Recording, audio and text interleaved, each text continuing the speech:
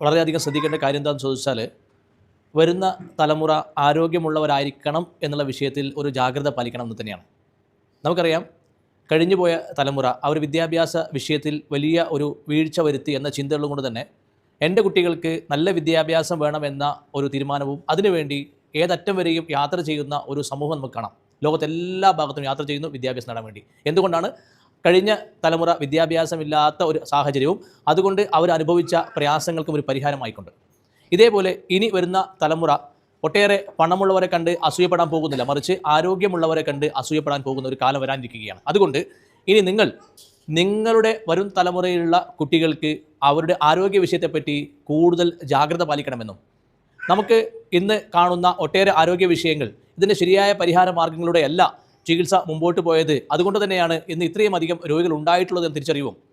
ഇനി വരുന്ന തലമുറയിലുള്ള യുവാക്കൾ അവർ ആരോഗ്യവാനാകണമെങ്കിൽ ഇപ്പോൾ ചികിത്സാ മേഖലയിൽ എന്തൊക്കെയോ അബദ്ധങ്ങൾ സംഭവിച്ചു പോയിട്ടുള്ള തിരിച്ചറിവൊക്കെ വേണ്ടതുണ്ട്.